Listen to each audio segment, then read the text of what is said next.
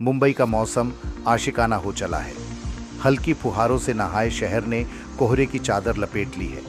सड़कों पर भले ही सन्नाटा पसरा है, पर समंदर के किनारे सैलानी उमड़ रहे हैं। समंदर पर छाए कोहरे का प्यारा नज़ारा अपनी निगाहों और कैमरे में कैद करते हुए मौसम का आनंद ले रहे हैं। वैसे भारतीय मौसम विभाग ने भारी बारिश की संभावना जताई है, फिर भी इन सैलानियों को इससे फर्क नहीं पड़ता। वे तो अपनी मस्ती में हैं, अपनी धुन में हैं। आईएमडी के मुताबिक पूरे महाराष्ट्र के मौसम का मिजाज इस वक्त बदला हुआ है।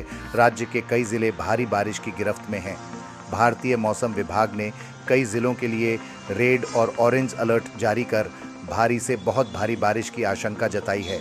आईएमडी ने 23 और 24 मई को अलग अलग स्थानों पर 50 से 60 किलोमीटर प्रति घंटे की रफ्तार से हवाएं चलने के आसार जताए हैं।